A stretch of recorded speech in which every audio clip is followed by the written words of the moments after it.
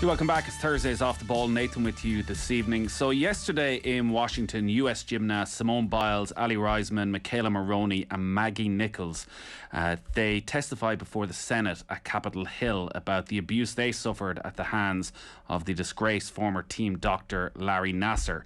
The four athletes were among more than 200 women who gave powerful impact statements to a court back in 2018, detailing Larry Nassar's abuse as the sports doctor of the US women's national gymnastics team. Larry Nassar currently serving a life sentence in jail. He was accused of sexual abuse by more than 330 women and girls at US Gymnastics and Michigan State University. Kavitha Davidson of The Athletic is with us. Good evening, Kavitha. Hello, thank you for having me. So Larry Nassar is locked up in jail, but it was clear from following this and for anyone who's watched Athlete A that while Larry Nassar fully deserved and had to go to jail, there was a network around him that enabled Larry Nassar to get away with this for so long. These Senate hearings, is this the start of bringing all of the rest to justice? I think that's the hope. One of the things that was asked of these incredibly brave women from USA Gymnastics who testified was, what do you hope to see? And Jessica Howard said, indictments. In no uncertain terms, indictments. And this was a systemic failure. This was USA Gymnastics, the US Olympic Committee, the FBI, which was what these hearings was about, completely failed all of these victims. And the FBI's failures, they didn't report some of these testimonies for 17 months when they started these investigations. And in these 17 months, 120 other women were abused by Larry Nassar. So a lot of people's heads really need to roll here. Simone Biles, who is one of the most famous sports people in the world, probably summed it up when she asked, how much is a little girl worth? I blame Larry Nassar. I blame the entire system that enabled and perpetrated his abuse. If you allow a predator to harm children, the consequences will be swift and severe. And so many did enable Larry Nassar. Like Maggie Nichols, who was the first victim to report her abuse to USA Gymnastics. You mentioned there's this massive delay before anybody does anything about it. But then even when the FBI start investigating, they don't treat the gymnasts like victims. In fact, they treat them completely differently. And it seems from listening to the testimony yesterday, that also had a massive impact on all of those victims. Absolutely. And unfortunately, this is not new when it comes to investigations into sexual assault. Anyone who has interviewed survivors or victims or knows how these questionings go, it usually tries to either minimize or place the abuse on the part of the victim. Michaela Maroney said, they asked me if the treatment that Larry Nassar gave me ever helped me. And she rightfully sounded dumbfounded by that question. How many times do we need to hear sexual assault victims talk about how damaging the questioning of investigators was? I mean, Ali Reisman also said they tried to convince me in the course of interviewing her in an investigation. She said they tried to convince me that it wasn't that bad. The FBI has a lot of things to answer for here. The two investigators are no longer with the FBI. One of them was just fired this week. The other one was allowed to retire. But there are a lot of questions here about the process, about why this only involved two people, and about what the FBI is going to do going forward. These Senate Judiciary Committee hearings, are they the right way to go about this? Is it the right and proper way to go about this? Because you are asking the victims who have told their story already countless times, both publicly and privately, to recount it again in the most public of setting. And Simone Biles' face is over every newspaper. It's on every television news programme around the world for the last 24 hours, having to talk about this again. It does feel it's another way of continuing the suffering.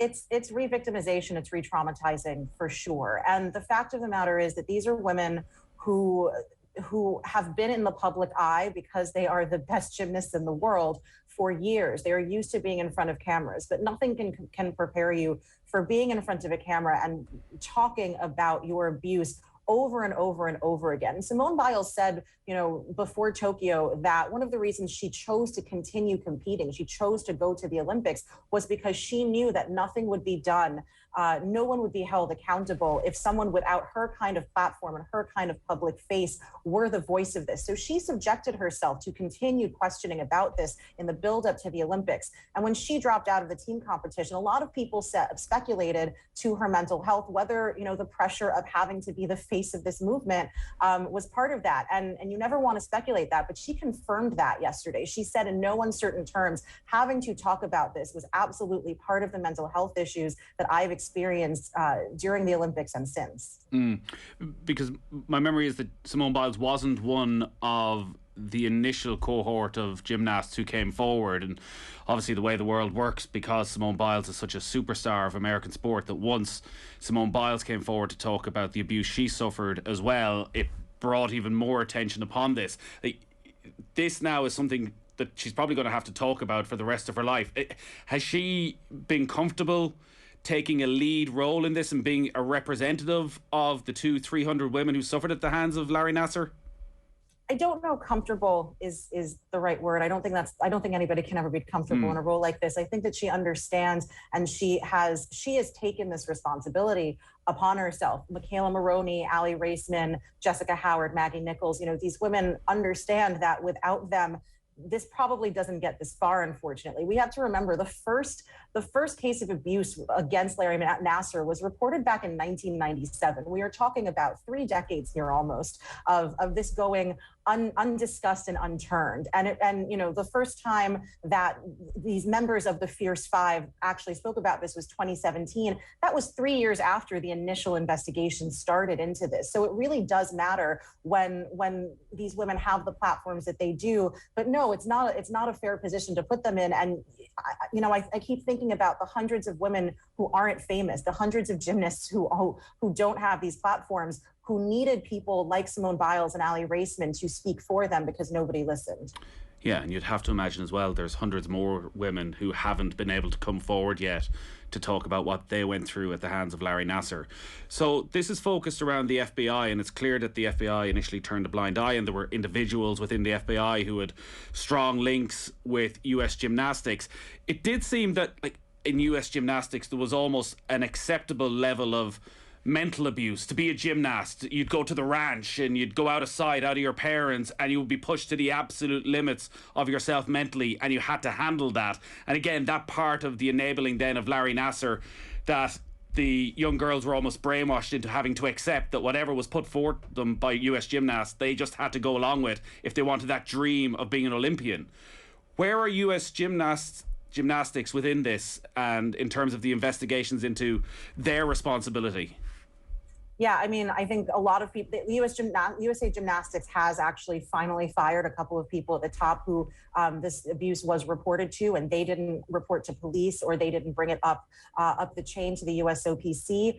People in the USOPC need to answer for this as well. Again, this was a systemic failure. But I do want to note that this is not limited, unfortunately, to USA Gymnastics. We have had cases in the US with USA Swimming and USA Hockey, junior hockey, involving boys as well.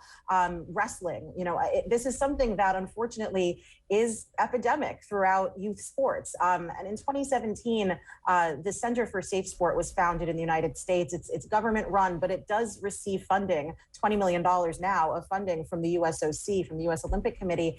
And one of the things Michaela Maroney said was the governing body who is supposed to investigate these things, who is supposed to have oversight, should not be funded by the people they're supposed to be investigating. And she called for true independence there. I think that's one of the things, other than indictments, that we're hoping to see going forward. Yeah, so what does happen next? Well, hopefully somebody from the Justice Department shows up to these hearings, frankly. It's a little bit wild that we haven't seen anybody from the Justice Department, a Deputy Attorney General, for example, appear. And Aly Raceman said, the message by the Department of Justice of not showing up, to me, says that child abuse does not matter. So I think that level of accountability, at least handling these hearings, is the immediate thing. Again, indictments, hopefully. But Christopher Wray, who is the new head of the FBI, has also said there needs to be a complete overhauling in the process of the investigation, in the number of people and the independence of the FBI investigators who were involved here, because there was clearly a breakdown in the chain of command. And those reforms are what needs to happen. Kavitha Davidson, thanks as always for joining us. Thank you. Off the Ball on News Talk.